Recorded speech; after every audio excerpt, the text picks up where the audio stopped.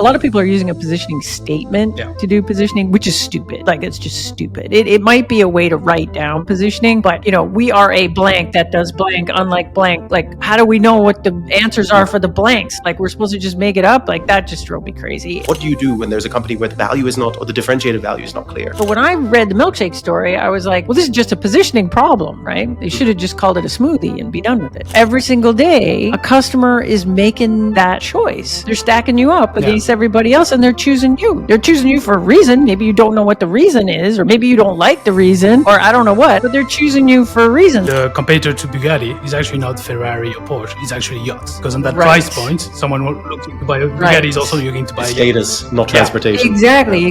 There's noisy number 2 or number 3 around in the market that starts looking like the market leader, even though the numbers might not be right. So one of the things you have to be very careful about if you are the market leader is to defend your perception of market leadership. How would you define that best fit customer? Because it's not always the one who spends the most.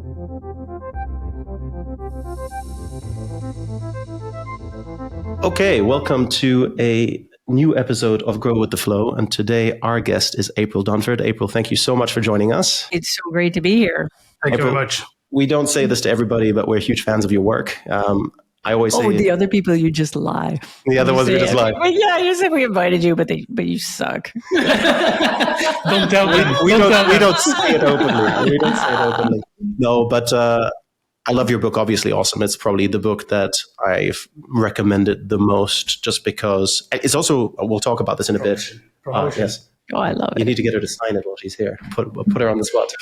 But yeah, it's one of the few books where every company I work with has it, and is actually step by step following it. Oh my God, I love that. I love hearing that so much. That book was a pain in the neck to write, and so it makes me happy in my heart when I hear that people are using it for what it was intended, which it was intended for people to just sit down and There's not a lot of books. Yeah, no, I just say it's one of those books that I think are really great. And I spend the full time with my page just taking notes about, okay, this is how I do it. Because I think as a marketeer, we all know these things. I think it's good that you provide a framework that's actually actionable and easy to follow, because there's a lot of steps involved and it's easy to get lost in the process. So I think it's a great book to actually say, okay, now I have to do this, and then you have an end result that's really clear.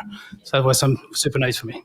Yeah, it's great. And well, we'll get into this in a second, because there's some questions I want to ask you about giving away so many secrets. But before we jump into it, maybe we should introduce you to those who have been living under a rock and maybe less familiar with you. April Dunford, I would say the leading authority worldwide on positioning for B2B tech companies. You've worked with some of the biggest companies in the world. You're the author of, obviously, Awesome. You've also written The Sales Pitch, which is your most recent book. I think it was released, was it last year? Yeah, last year. Yeah, perfect. And you also support companies in their positioning through your company ambient strategy. Yep. So yeah, great. Thanks for joining us. And we always start with the same question. What is your origin story? I'd really like to know, how did you get to where you are today, and go back as far as you like? Yeah, so my origin story is weird. So I'm going to take it back to university, but I'm going to go fast. So I actually went to school. I studied systems design engineering at the University of Waterloo, if you know that school. And but when I graduated, I got a job in product marketing at a startup. And this was so long ago, we didn't even call them startups back then. We called them small businesses. So I took a job at a small business. And in that product marketing job, we repositioned a product, and the product was failing. We repositioned it. We didn't even know it was called positioning. We just kind of messed around until we got something that worked. That product took off. The company got acquired by a big company in the Bay Area. And then my boss quit. And for some weird reason, they made me the vice president of marketing, which is hilarious because I couldn't even spell marketing at the time. And then they gave me a bunch of junky products that weren't working, transferred them over to me and said, do that thing that you did on the other one. And I was like, what? I don't know what I'm doing. I don't even know what we call that. And so I embarked on this path of positioning is a thing. I should learn how to do that. And I was very surprised to find out that there was not a standard methodology for doing positioning.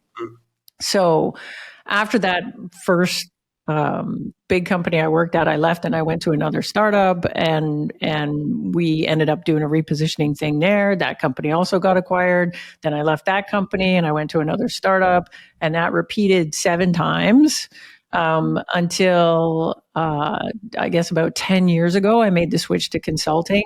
And at that point, like, positioning was kind of my jam. Like, the reason you hired me as the vice president of marketing is I could come in and talk intelligently about, hey, this is positioning. I think maybe we could make your positioning better. Here's how we're going to do it. So I thought it would make sense for me to focus on that as a consultant. And so here I am. That's awesome.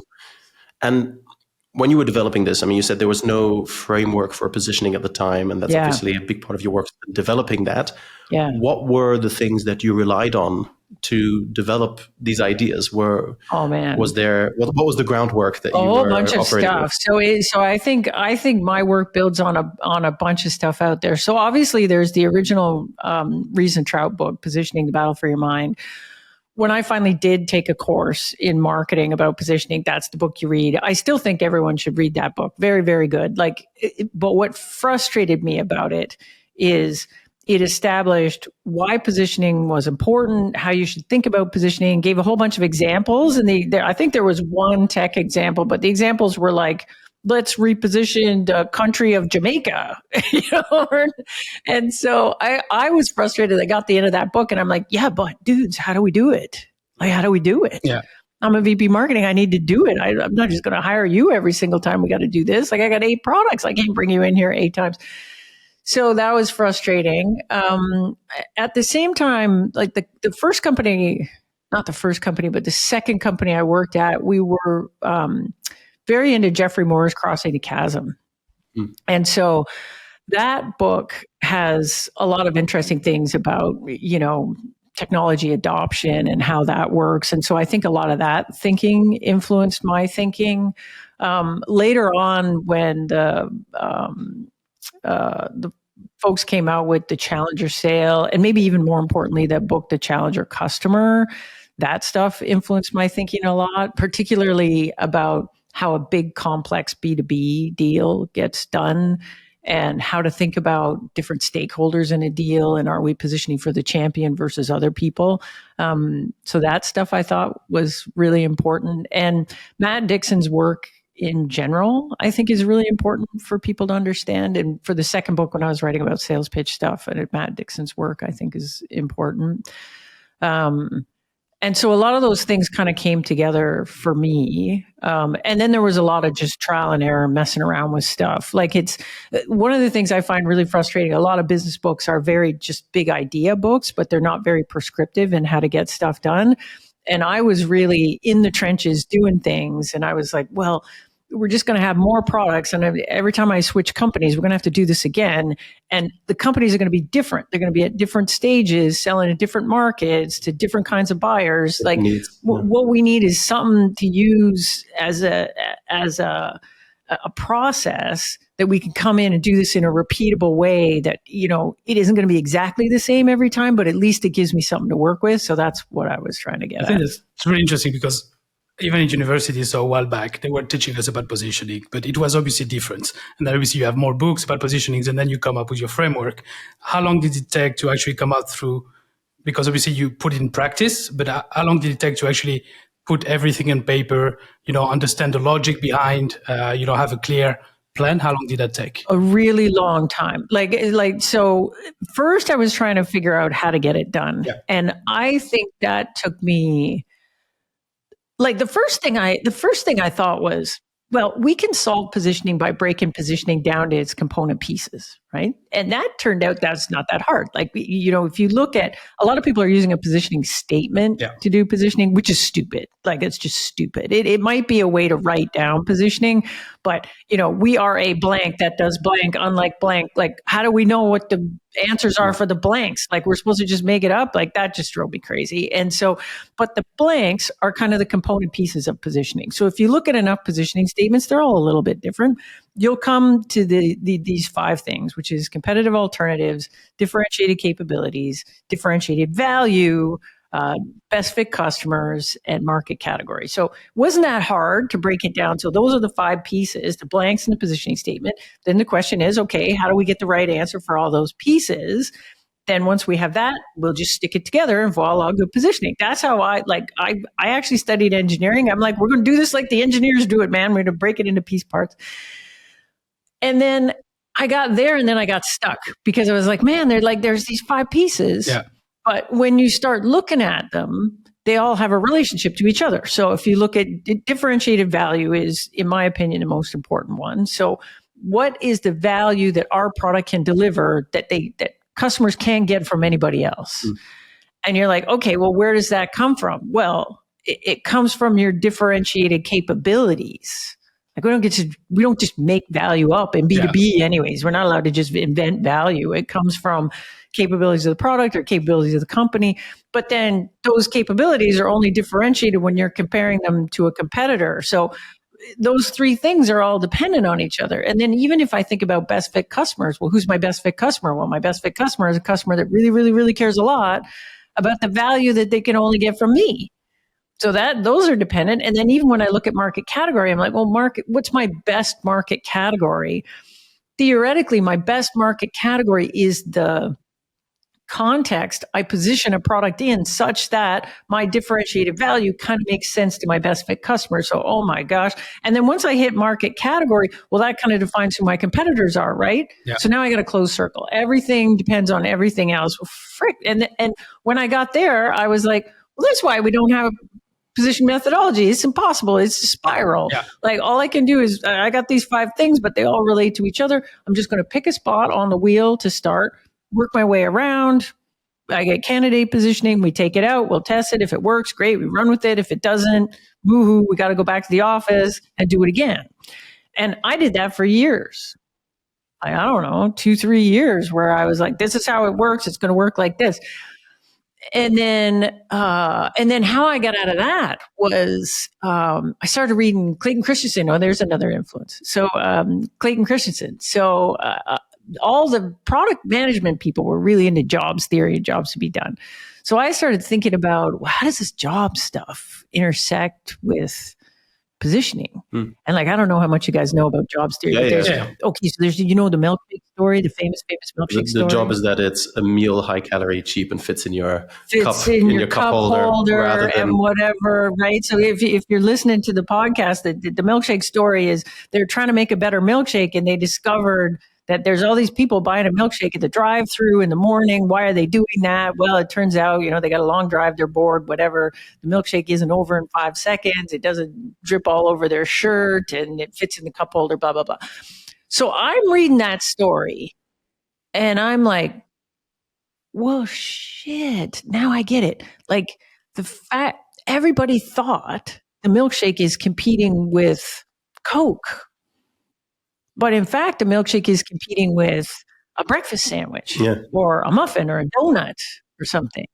And so I thought... It's a very American example. Yeah, that is a very American example. I don't know. Yeah, whatever. So like, do we have drive-thrus here? Not really. We do, but cycle-throughs in Amsterdam. Yeah, right.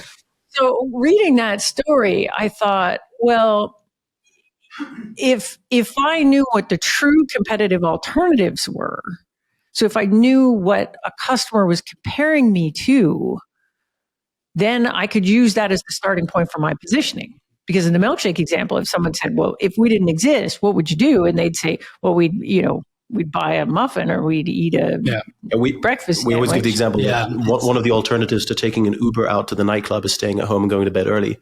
That's right. And, if the Uber takes too long, you might just decide to do that. So that's right. So you also have the alternative. We're talking like university, they keep telling me like the competitor to Bugatti is actually not Ferrari or Porsche. It's actually yachts.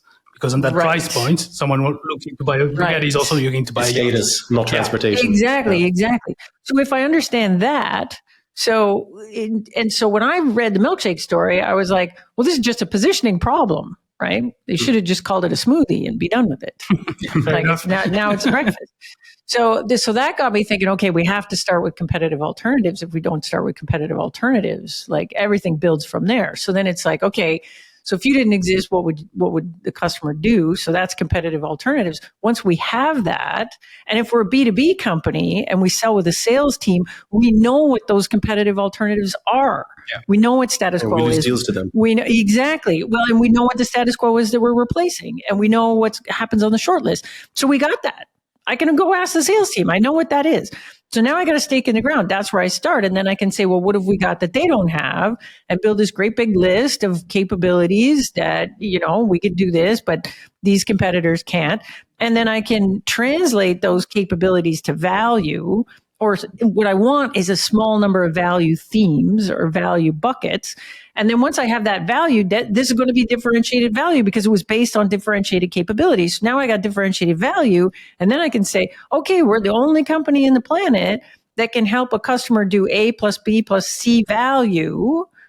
And then I can say, well, not everybody cares the same about that. So what are the characteristics of a target account that make them really, really care a lot about the value they can only get from me? That's how I get best fit customer. And now I've got value and target customers. Then I can lean back and say, well, what is the best context to position this product in so that value makes sense to those people? And so that's how I got there. But like, how long did it take me to get to that? Years. Yeah.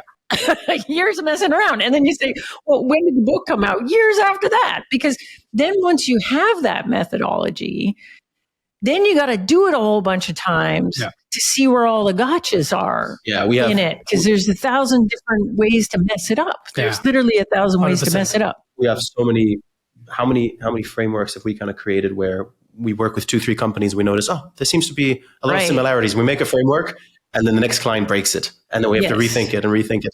Yes. I'm very curious because this is one we talked this morning with Wes about product-led growth. And it's quite a similar question. What do you do when you're talking, let's say you're talking to a company, let's say they're asking for advice or it's a client, and there's just no real differentiated value. There's a value problem in the product where the product's just not good enough. Do you say, come back to me once you fix the product? Do you have to, does the product need to have that differentiated value before you start positioning? Can you develop those things in tandem? What do you do when there's a company where the value is not, or the differentiated value is not clear? Well, so I get this question a lot. And here's how I would flag for that or filter for that. I'd say, how much revenue have you got? And let's say, and typically companies that work with me, they're, at the very, very small end, they're a few million revenue. So it's a few million, and then I'd say, what does your growth look like? If there's no revenue and no growth, then maybe you don't have any differentiation. Like, we don't know. That could be, differentiation could be the problem. It could be 9,000 other things that are the problem. Like you don't know how to sell, or you don't know how to generate leads, or you don't know how to whatever. Maybe you got a perfectly good differentiated product. But let's assume for a minute, if your revenue does look good and your growth looks decent, then of course there's differentiation there. Every single day, a customer is making that choice. They're stacking you up against everybody else and they're choosing you. They're choosing you for a reason. Maybe you don't know what the reason is, or maybe you don't like the reason, or I don't know what, but they're choosing you for a reason. Like they don't just wake up in the morning and say, I want the red one. I mean, this isn't consumer. This is business to business, right? Like somebody went through the hassle of putting you on a short list. Somebody went through the hassle of comparing you to everybody else. Somebody went through the hassle of going to their boss, shaking the tree, getting the money, actually buying your thing. Of course, there's differentiation there. Yeah. And so what I see a lot is, the CEO will call me and say, hey, come in and do this thing. Say, okay, so we're going to do this positioning workshop, and you'll get like the VP sales or the VP marketing. Often it's the VP marketing. And they'll pull me aside and they'll go, look, it's cute and all that the CEO has brought you in, but I'm just going to tell you right now, we have zero differentiation. We are exactly like all the competitors. There is nothing here, nothing. The last time I heard this, the company was 60 million revenue and growing 40% year on year. You must be doing something right then. And the head of marketing told me there was nothing. We got nothing. And then we get into the workshop, and what did we have? So much. Oh my gosh, so much differentiation. So why was this perception there that there was nothing? It was a handful of things. One, product management was building all this super cool stuff and not talking to marketing or sales about it, so nobody understood it. So customers have figured it out in a very long sales process on their own, even though marketing's not marketing it and sales isn't selling it, but customers are figuring it out. The sales team not communicating very well to the marketing team either. So sales, when they are winning deals, is understanding a little bit about why the customer is choosing them and whatever's going on there, but it's not getting back to the marketing team at all. The marketing team is believing everything that their competitors say. Yeah, And that happens all the time. and are discounting everything that product management tells them about stuff. Like, so, and then sometimes what you'll get is this thing, and this is more, I think, comes from the product side of the house. Sometimes what you'll get is this really negative product management. And this happens in situations, I think, where product management is called in to help with sales deals, but only when the deals are going really sideways. So the deals were bad, and they're generally bad fit deals. Sales probably shouldn't have never been chasing them in the first place. And so their deals are going to lose. And last ditch effort, let's bring the product folks in to help with that. So the product folks get pulled in. They look at this and they're like, oh gosh, we can't do this as well. We don't do that as well as the other. Oh my gosh. And then we lose the deal, and product management gets so bummed out.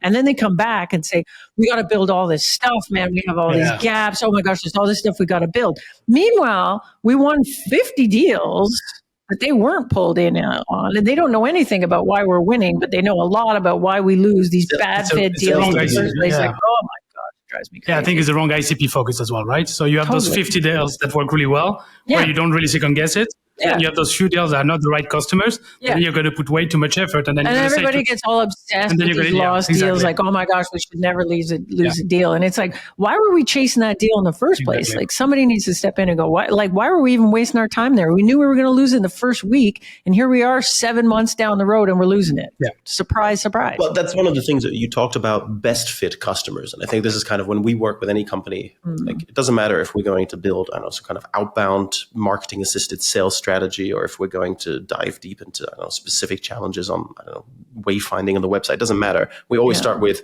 who are your best customers? Because if you can't answer that question, then that's the first question you need to answer. Right. And I think the big problem we often see is, sales very often, not always, will interpret the best customers as the ones who spend the most. That's right. I think a lot of those problems come when a salesperson, nothing is louder than a salesperson who's lost a big deal. Yes. And there's nothing brings more pressure onto product and marketing than that. I mean, founders are stressed out about big deals that get lost too. Absolutely.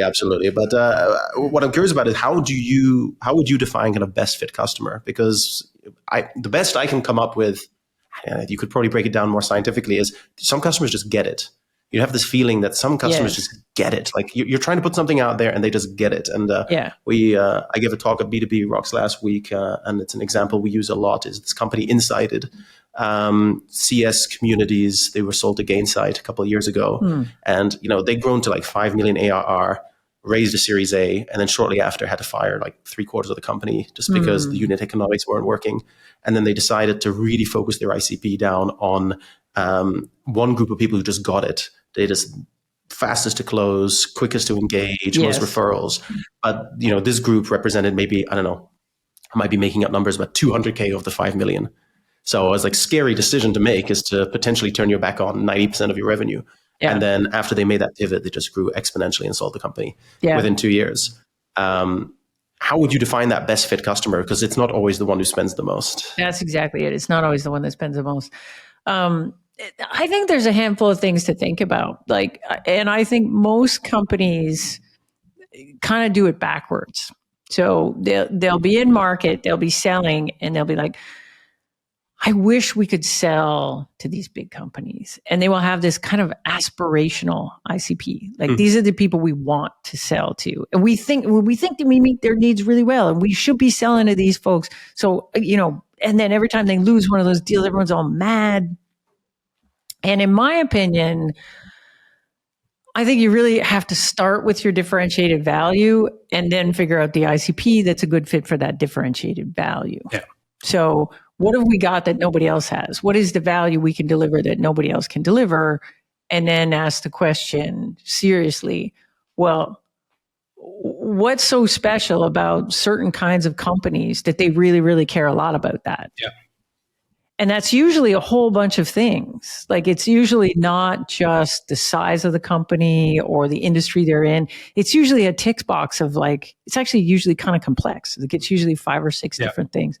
I'll give you an example. I worked with this company once, like this was a bunch of years ago, but they had this thing that sort of competed with Calendly. It was like appointment setting. But when we did the workshop, and they were selling to this really wide ICP, like basically anybody that needed online appointment setting, you know, they would sell for that. So they're not selling against Calendly to like individual accounts, but it's, you know, like kind of like a B2B Calendly kind of thing.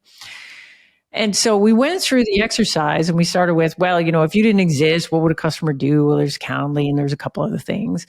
And they said, well, what have you got that's different? And so we went through the list of things that were really differentiating with them. And it was the ability to manage complexity in that appointment setting. So let's say you had lots of different locations and a person could go online and schedule with any of those locations. And then there were agents that they could schedule with, but the agents had lots of different specializations or knowledge. And so this thing was really good at matching you with exactly the right person in the right place, you know, selling you the right thing. And so that was neat. So we looked at the value of that. Well, the value is this all around this customer experience and the customer getting exactly the right kind of agent. So not just any agent, but this really specialized agent. So then we got thinking about, so then we asked the question, well, so who cares a lot about that? Now, if you looked at this company, there was a lot of stuff in their pipeline that, I mean, just didn't have that. They didn't have multiple locations. Yeah. They didn't have multiple agents. They didn't have multiple areas of specialization. They just didn't have any of that stuff. But then there was lots of folks in the pipeline that did have that. And so in particular, financial services, and even more specifically, credit unions in the United States, there's tons of them. So credit unions were very, very good fit. And so the company then sort of went on this little discovery of like, well, if we just sold to credit unions, is that a big enough market to actually make our number? And so they went and did the deep dive on that. And the answer was, yeah, we can. And then everybody was terrified. Well, wait, so are we going to become appointment setting for credit unions? Like, that sounds scary. We're going to say no to all the rest of it. And I don't know what our investors going to think about this and blah, blah, blah. And so to do a test, they just ran campaign at it. So let's just run a marketing campaign at credit unions and see how many we can pick up. And is that a good fit? And then the campaign is a total smash. So they're like, okay, this is pretty good. Then they flipped over to credit unions. It's been years now, and they still just sell to credit unions. Companies are really big now. Everybody's all happy. I don't know. So you know, if they had sold to credit unions before, but they'd sold to lots of other companies before too. But if you looked at it, like if you actually built it up from the bottom and said, what have you got that's really differentiating? What's the value you can deliver no one else can? And then looked at, well, who cares a lot about that? Could I just focus on those people? I think that's easier than going the other way and sense. Trying to say, well, who do we want to sell to? I like that starting point. Yeah, it's a good starting point. No, I got like a couple of questions. I think that, so obviously you work with a lot of companies, right? So around positioning, what would you say? So this is like a ballpark question, probably really hard to answer, but how many companies would you say have really figured out the positioning and actually really doing a good job there? Like in the world, like, or companies that I've worked at? What are you talking about? Yeah. Well, I like to think that when they work with me, we figure it out. Like, that's the whole point. And in like in general, like when you see companies, like for example at events, or when you see companies, you know, like online, you talk to companies, like how many of them do you think actually don't have here's the thing, sometimes, like a lot of times, positioning is not that tricky, to be honest. Like, I've seen lots of companies where the original idea is really good and they build to that original idea and they launch it, and the positioning is just kind of obvious. It's obvious. It's just not that hard to figure it out. And they launch and everything's great until it isn't, right? Until something bad happens. And the something bad is usually a bunch of copycat competitors pile into the market right behind you, and all of a sudden things are really competitive. So you used to only compete with status quo, manual process, replacing a spreadsheet. Now all of a sudden customers have choices. Yeah. And it's you versus other things that look just like you. And all of a sudden the positioning isn't so easy anymore. And the way you did it the first time was you didn't follow a process. It was just obvious. It was gut feel. You just did it and it worked. Now it's broken. How do we fix it? Crap. A good example is DocuSign, right? Like if you go up, I don't know, Georgia, if you can pull up the DocuSign website, what is their headline right now? You guys should not fall into the trap of positioning by headline, though. No, but it's an indication, I guess, of maybe what they see themselves maybe as. Maybe it is, maybe it isn't. Like a company that size, think about what's going on in marketing. A company that size is running very sophisticated marketing campaigns. Are those campaigns directed to the homepage? No, I don't Zero think so. of them. I don't think so. So you don't know. Okay, that's changed. They've changed it. Everything you need to agree. But what I remember is... Maybe they're running a test on it and you're getting something. And that's true. I just remember a few weeks ago, there was, I don't know where I saw it, but somebody... I think it's this dangerous thing. Like people will try to, for a B2B company, they will try to assess the positioning by just looking at the homepage and saying, the idiots, well, look at their stupid homepage. That's exactly what I did with DocuSign. Yeah, look at their stupid homepage. Oh my God, blah, blah, blah. But the reality is, one, you're not their customer. Exactly. You're not their customer. Yeah. You're not looking at it the way a customer is looking at it. So your opinion doesn't matter at all, actually. Two, they're running campaigns and all those campaigns are going to landing pages like the homepage. What is the job of the homepage? You don't know what the job of the homepage is. And sometimes the job of the homepage is to just reinforce what the salesperson just said and not make it too complicated. Right? Like looking at the homepage, this is risky business. Yeah, like I work for a company and they're billions of revenue. Billions, growing at 100% year on year. And that was the worst homepage I ever saw in my life, ever. And it wasn't stopping them from doing anything. Like, so I don't know. I think I like homepage stuff. I totally agree. The homepage might not be representative. I think the reason this example came to mind is it really felt like they were trying to define a new category. Unfortunately, I don't have the copy at top of mind, but it was like something. Yeah, so some of this it was not a standard headline for a homepage. It was really like, it wasn't like, we help you sign documents. It was really like this weird category creation attempt. But I mean, unless they're running some kind of test, they've changed it. So, but that's always interesting when companies. That's also a struggle, right? Do you just clearly communicate what you're doing, or do you try to reinvent the wheel? But I imagine DocuSign has that experience where they were the first. And now there's a bunch of companies doing what they do and they have to find a different way to stand out. One thing you get is sometimes, so I've worked at companies where the job of the homepage has been very different than what, typical person would say. The job of the homepage is to explain what you do and what the benefit is and who's it for and all that stuff. But I've worked at companies where we sold giant enterprise deals, like giant enterprise deals to very, very senior people. Like IBM, for example. When I was working at IBM, the job of the homepage was not to do any of those things. None of those things. Everyone says, of course. But then they pick on DocuSign or whatever and say, idiots. But, and I'm like, you don't know what the job of the homepage is. So at IBM, the job of the homepage was to be super impressive to a C-level senior person. And a lot of times the job of the homepage was to just be like, is IBM still relevant? Is IBM still cool? Yeah. Let's answer that question on the homepage. Because there's no, that the CEO is not going on homepage any other way.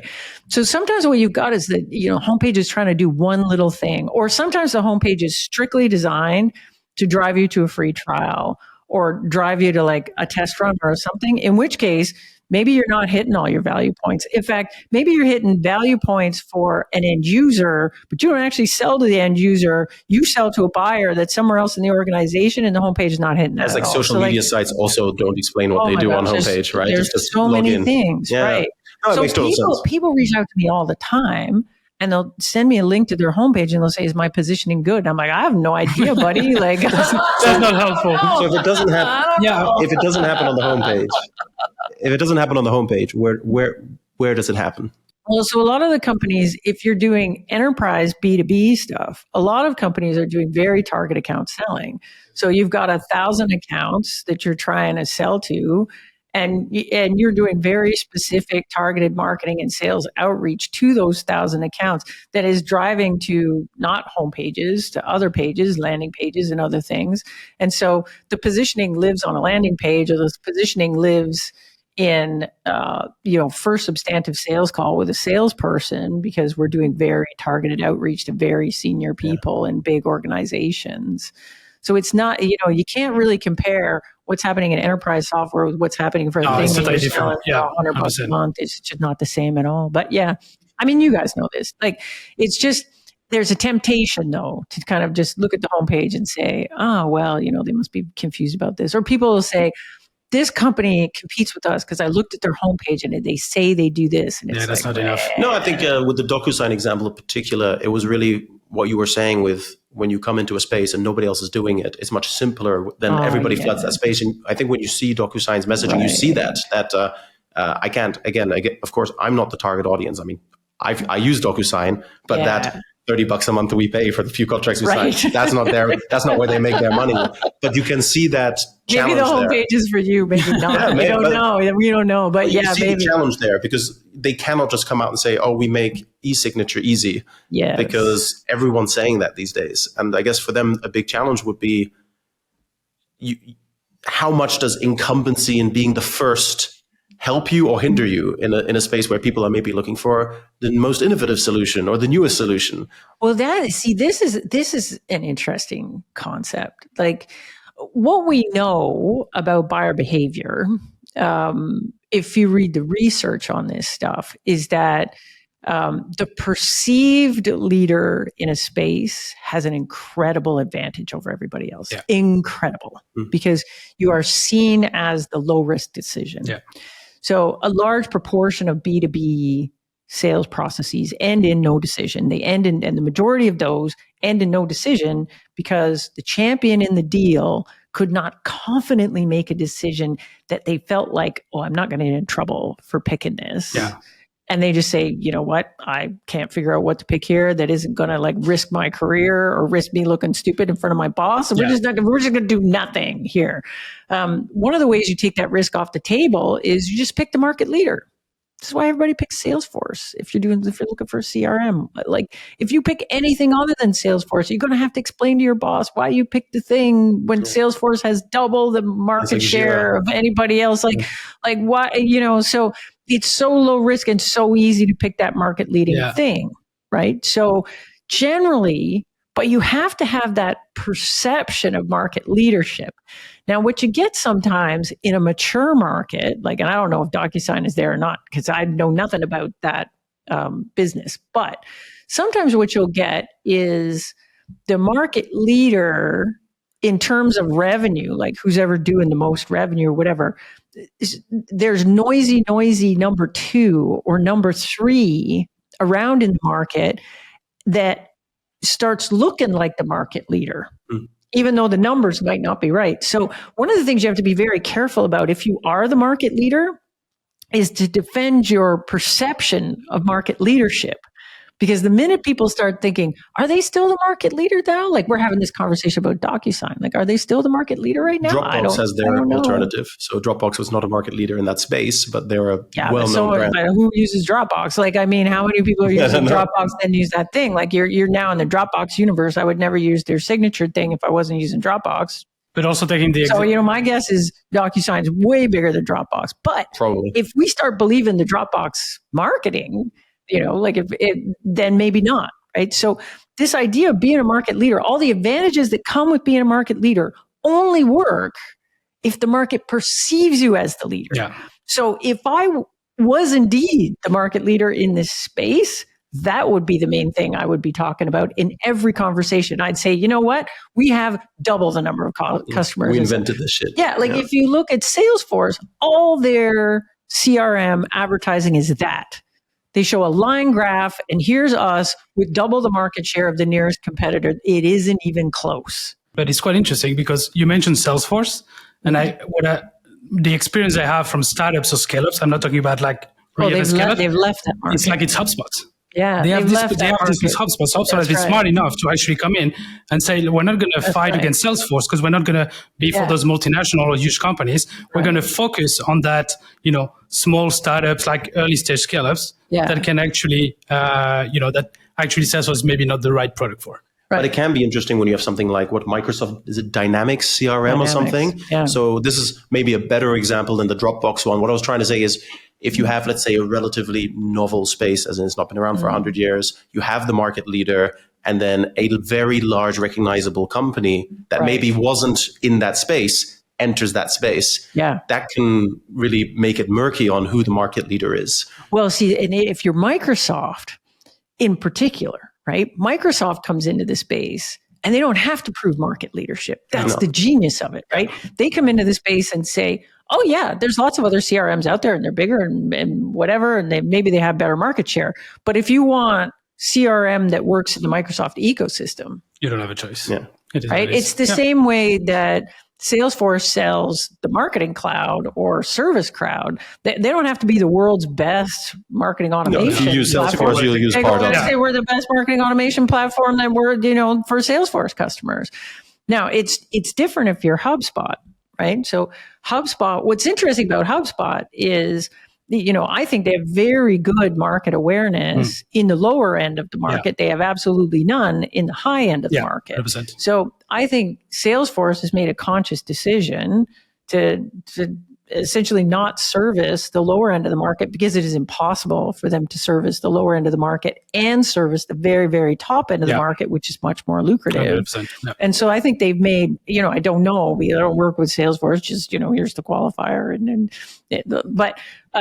But I would say that they have made a conscious decision to own the upper part of that market because the lower part of that market is not particularly profitable. It's not. Yeah, 100% makes sense. It'd be hard for them to continue to serve that without having a separate product down there. Yeah, makes sense. So if you look at talking about positioning, what do you see as the main mistakes that companies make? Is that like kind of a pattern?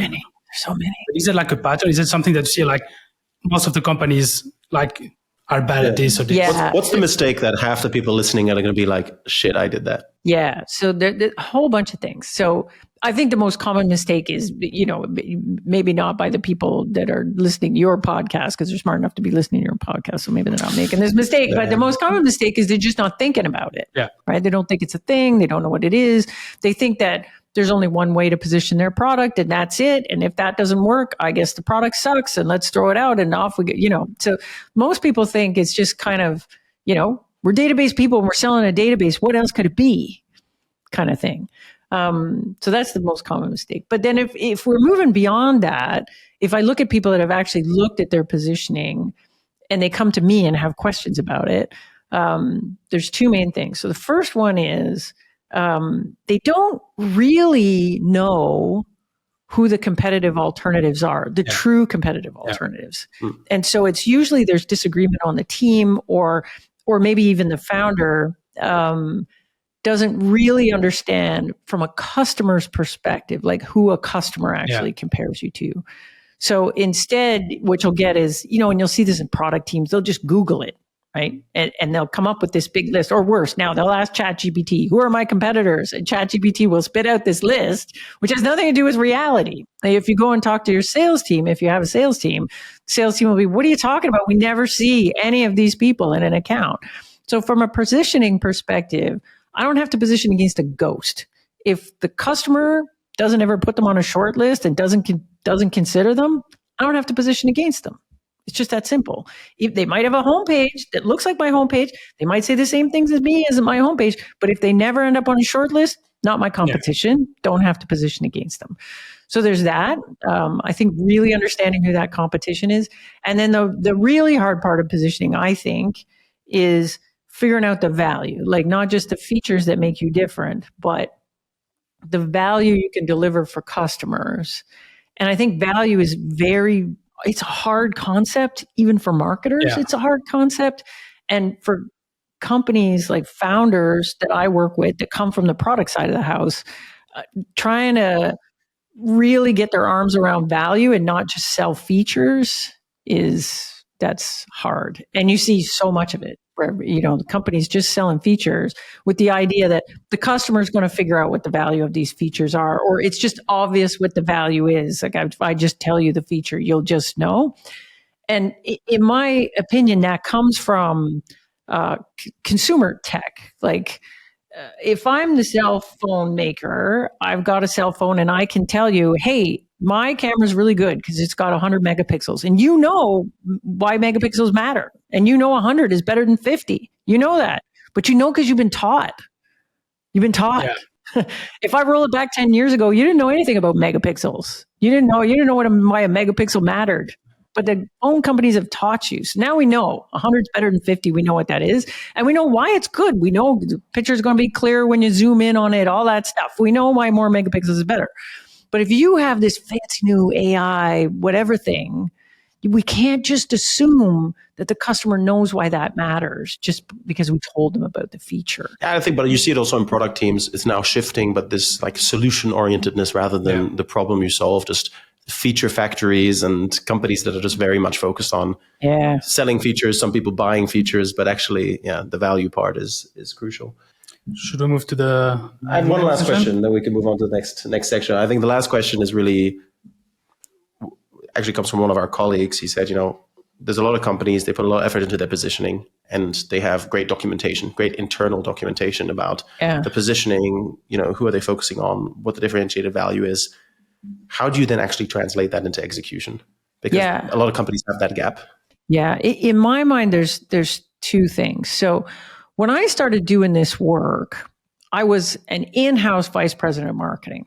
So I thought I could get a cross-functional team together, work them through this process, and that would get alignment around differentiated value. Because whenever I was trying to create marketing materials or do stuff on the homepage or make campaigns or anything like that, there'd be this big fight, about, are these the right value points? Is this what we should be talking about? Are these the right things? So I thought, we'll get everybody together, we'll do this thing, and we'll all get agreement on, here's who we compete with, here's how we're different, this is the value we can deliver, no one else can.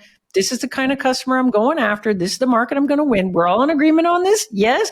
Good. Now I can go do messaging in peace. Shut up. Right? So that's what I thought. Perfect. The problem is if I just did that and had this cross-functional team together, and that cross-functional team included sales would be in the room and go, yep. Oh yeah, that's great. Love it. Yep. Good. And then I would leave the room, and then sales would go back and go, yeah, that was really neat, that positioning thing. And then they would go right back to selling the old sales pitch. Yeah. And that blew my little mind. And then I was like, well, how are they supposed to be building a sales pitch? Where did the sales pitch come from? And the answer is no one knows. It's been around since the year of the flood, honestly. And it's just every time we have a new release, we add a slide, we take a slide out, and there's this pitch that every customer is getting that is completely separate from everything we're saying in marketing. And so the leads are coming, I've been hearing this message all the way through, and then the lead passes from marketing to sales, and sales is just like feature dumping on them or whatever they're doing. Or it's like Wikipedia, you don't really know who wrote it. Oh my gosh. Except for probably not checked as. So I think that's a place where the positioning falls down. It doesn't live in sales because sales doesn't know how to tell the story around it.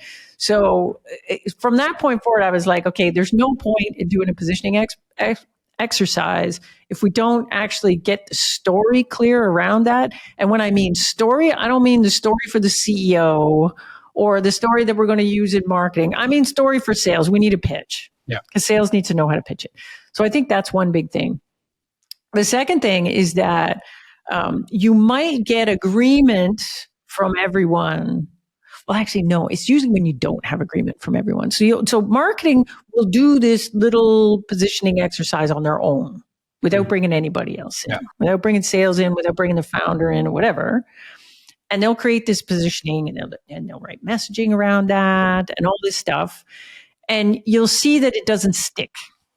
Yeah. So they'll put it on the homepage, but then 3 weeks later, the homepage is changing and then it's changing again and then it's changing again. And so there's this positioning, but nobody's in agreement with it. Yeah. So the founder shows up and says, I hate that thing on the homepage. What do you hate about it? Well, that's not what we are. That's not what we do. Why does it say this?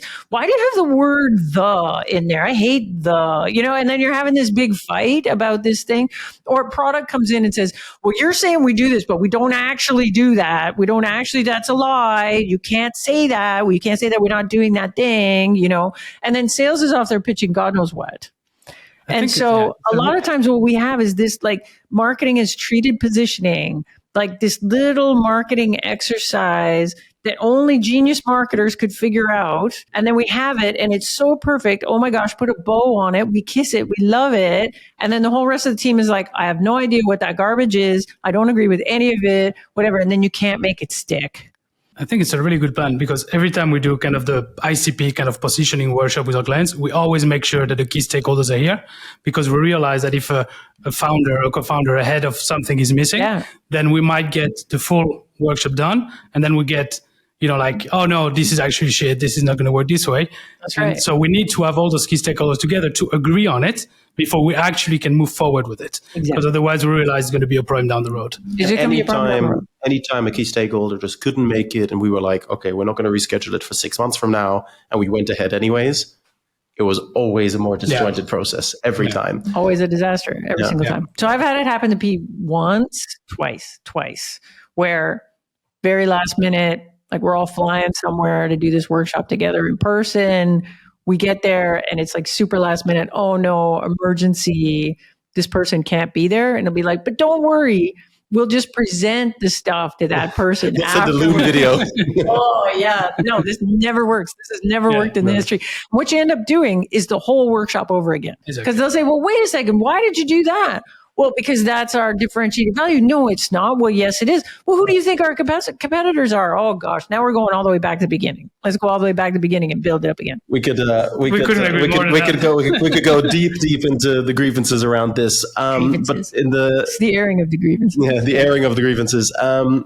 Interest of time. In the interest of time. Next up, we got a few fixed questions. We ask every guest these questions. They're short form. They're not rapid fire, but they're short form. I know. I should have prepared myself. No, we're not. For this one, it's fine.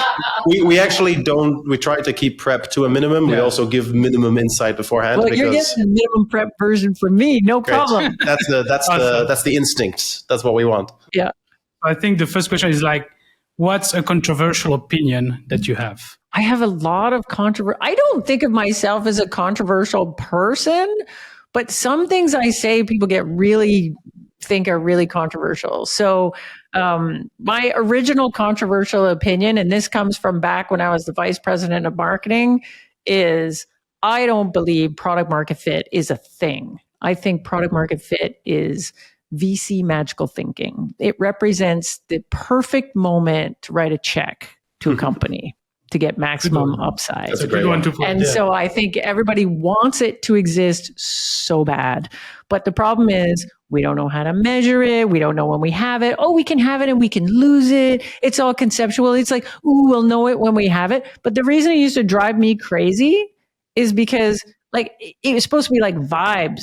Like we know it when we have it. We get with the product market fit feeling. We've got it now. And everybody agrees on what we should do after we have product market fit. Smash your foot on the gas, go to market, generate 9 million leads, VP marketing, get on it.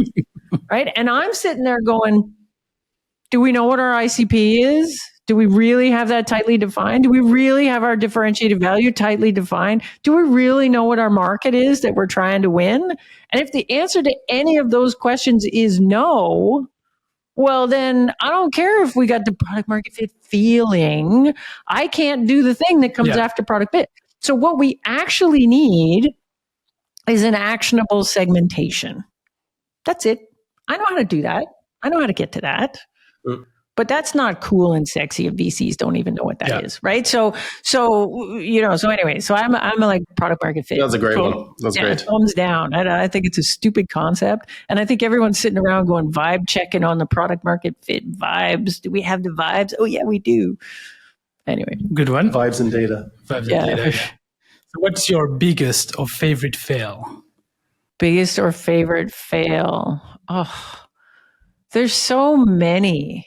Like, I used to get really excited when we had a tactical thing that worked. Like sometimes you'd study your target market and you'd be like, how do we get these people in a meeting? Like how do we get them to take a meeting with us? Like in enterprise B2B, this is what you sit around thinking about all the time. Like, how do we get these people to take a meeting with us?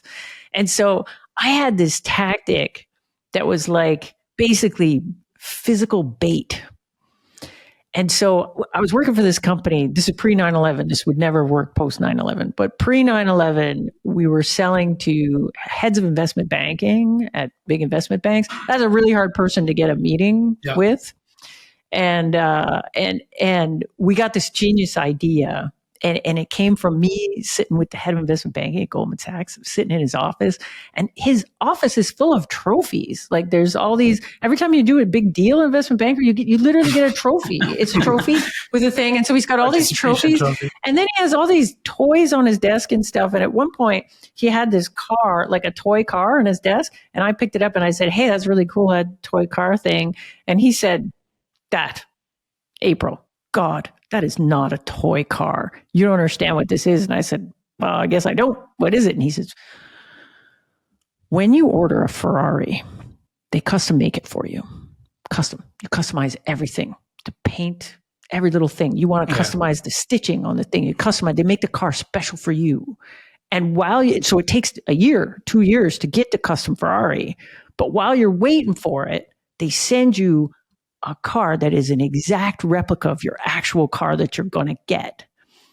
And I'm like, wow. And he says, yeah, not only that thing's like a race car. So he takes the thing out in the hall. He's got this little remote control and the thing makes a racket. He turns it on, it goes, rawr, and he goes rawr, up and down the hall with the thing. And I was like, wow. Anyways, I picked up the car. I looked at the bottom and there was a little thing on it of the company that made them. And so I called the company and said, can I get these? Oh, and he told me he thought that car cost $40,000. The toy car cost $40,000. And I was like, I bet it doesn't. Anyways, I called the company that makes them. And it turns out you could get one for, if you had a minimum order was 30, you could do 30 at $1,000 each. So $30,000, I could buy 30 of these cars. So we did this, we ran this campaign where we sent the car to heads of investment banking and it has a note in it. And the note was, hey, we'd love to get an opportunity to talk to you about the cool thing we're doing over at Goldman Sachs. And if you give me 30 minutes, I'll bring the remote. Bait, nice. Right? Just bait. Yeah. And so that totally worked. Got a whole bunch of meetings. So I was like, this works. The bait things works. Well, then I go to the next company and we were trying to get to CIOs in utilities specifically. And so I met with a couple of these guys and I'm asking them about what do you like? What do you do? Whatever. Golf. These guys are all golfers. They're all golfers, every single one of them. So I tried to do the bait thing again where we were going to do golf stuff. So we sent them the cover for a ping putter, nice, expensive ping putter, and tried the same thing. Absolute failure. Absolute failure. It turns out the bribe thing does not work at CIOs at all. Like not at all. They wanted That's a good learning for us to have. They wanted the putter, but they were not. But they were actually very conscious of the fact that they were getting bribed, and they were like, "You can't bribe me." They were sort of offended. Whereas the investment bankers were like, "Get on in here, man. Bring that thing." Different culture. So so I don't know, different culture. So I had lots of fails like that. Like we'd run a thing, like you'd have one company where, webinars are my best possible tactic. Like, and we're just doing like millions of dollars of business where, the origin is webinars. And then you go to the next one and it looks like kind of the same target market, kind of the same stuff. Webinars doesn't work at all. And you're like, oh, so disappointing. Good learnings. But anyway, so I wish I had a better failure than that just in general. But in general, I've been so disappointed at the portability of good tactics. Like other than email always works. But all the other stuff you do that's really creative, man, sometimes it works, sometimes it doesn't. You really don't know. You got to test it. You can't copy paste. No, you can't. That makes sense. Okay, I'll try to speed this up a little bit. So who do you learn from the most? I think that you probably have a lot of people, but is there like one person? Who did I learn from the most? When I was working at IBM, at one point I worked directly for the general manager of the database division. So the database division at that point was 3 billion, 5 billion, I can't remember, billions, some billions. And there was a woman that ran that division and in fact had run that division since the beginning of it. And I worked with her last year before retirement, and holy smokes, every day of hanging out. Her name is Janet Perna, if you want to look her up. She sits on boards and stuff.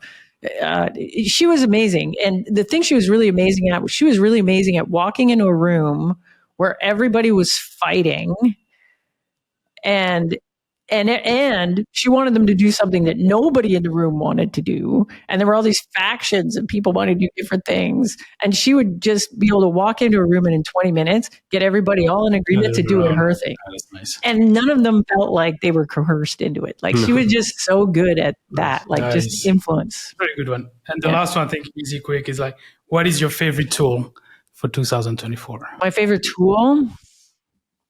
We got to give the tool lover something. Tools are for tools, man. I don't know. I don't think the tools matter. Honestly, But is there something you use that you use a lot that you enjoy?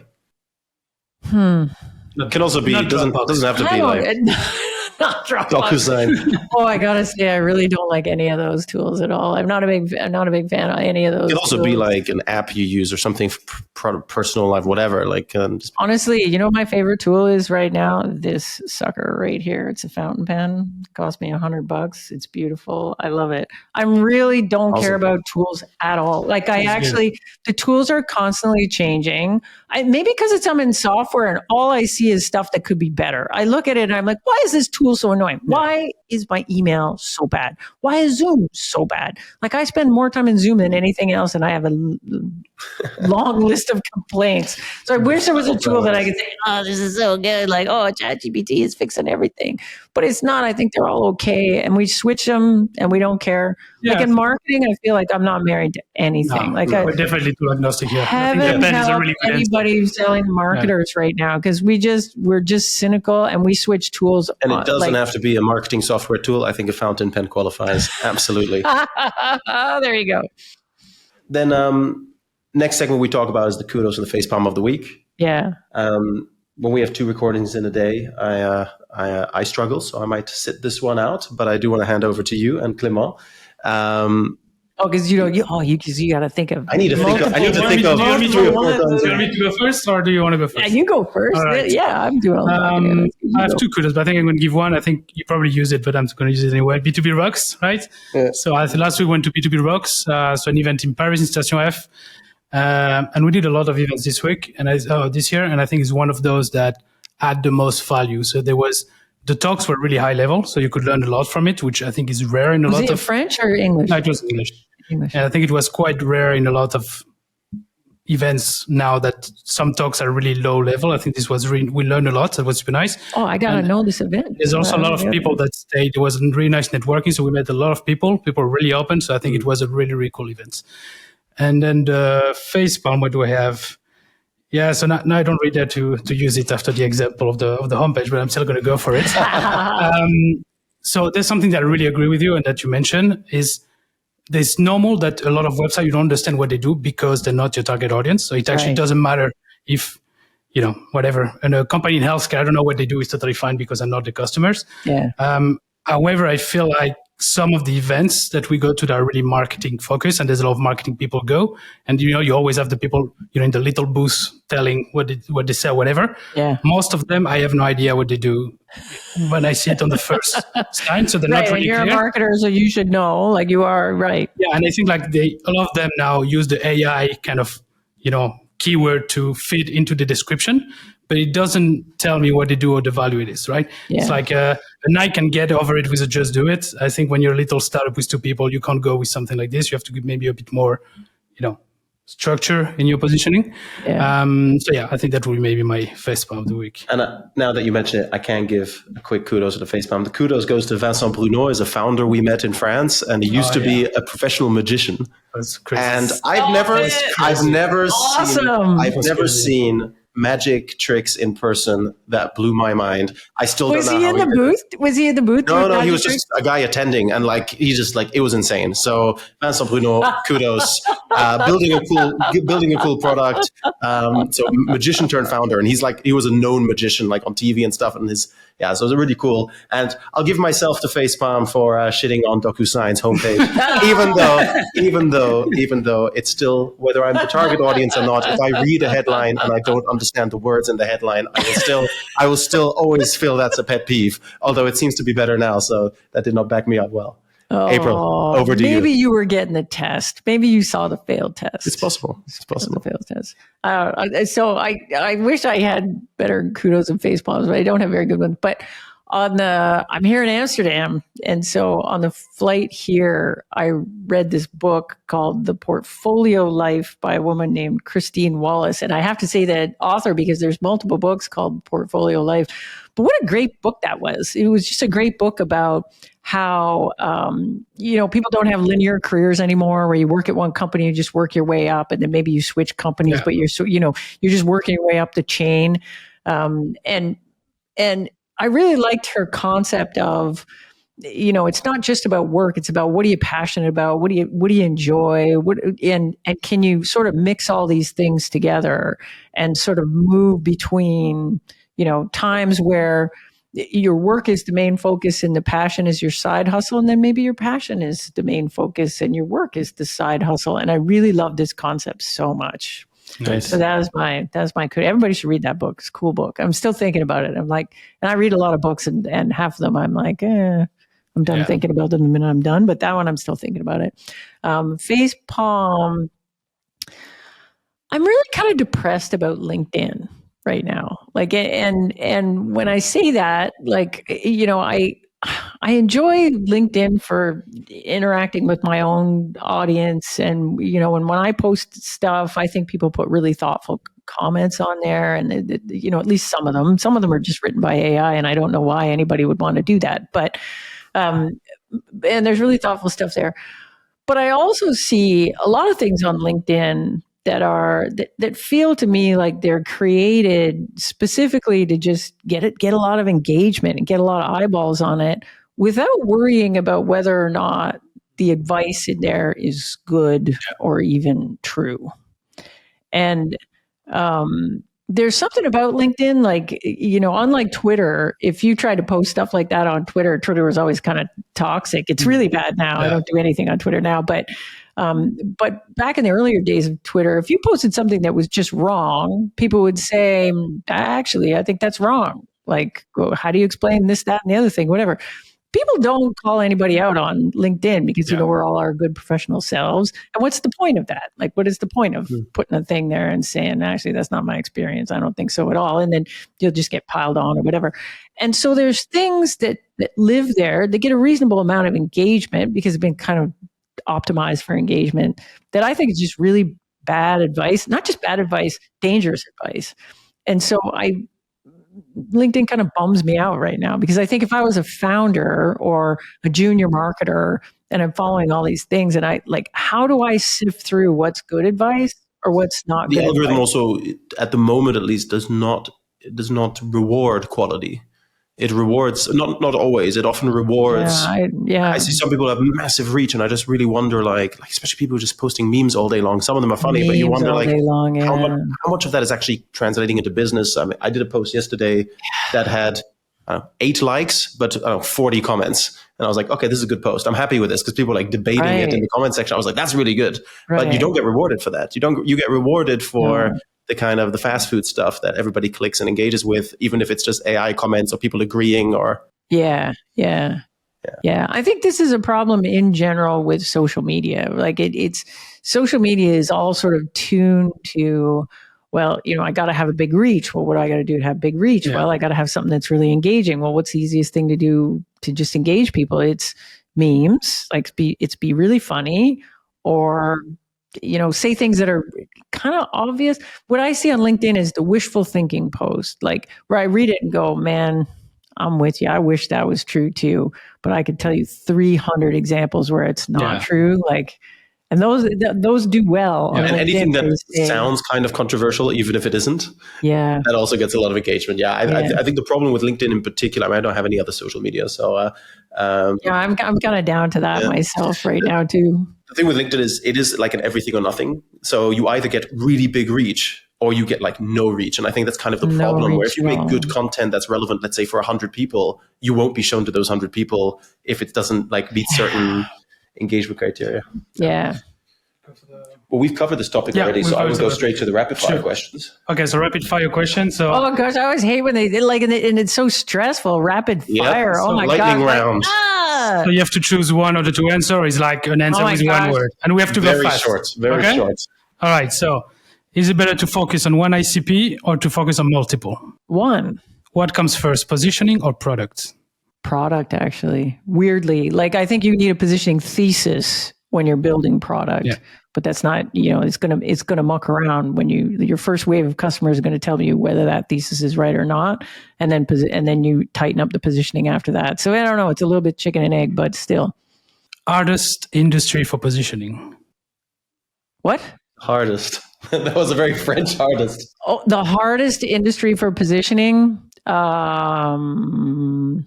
Boy, I think marketing tools right now really tough customers to sell to, really crowded market, hard.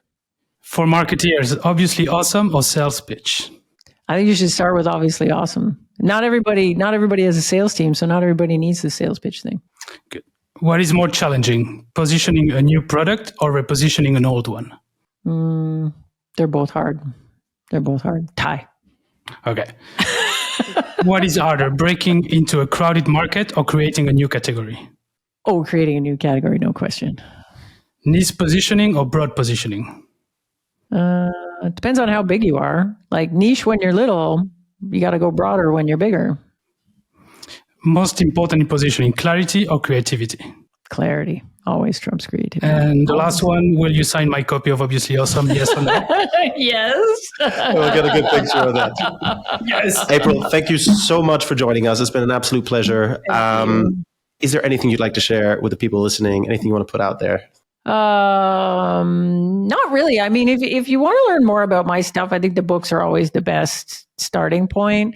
If you want to really geek out on positioning though, like I'm on a mission right now. I'm trying to get everything that's in my head out of my head about positioning, because you know what? I'm an old lady and at some point I won't be around, and then all my brains will be out there living in podcasts and things. So I have my own podcast called Positioning with April Dunford. And it's, if you want to super geek out on some of this stuff, not everybody does, but if you do, you can go there. And then I write a newsletter whenever I feel like I have something to say. And so there's a Substack there. So aprildunford.com/something will get you to the newsletter. And we'll put it in the comments. Yeah. Perfect. Great. Thank you so much. Thank you very much, everyone. Thank you.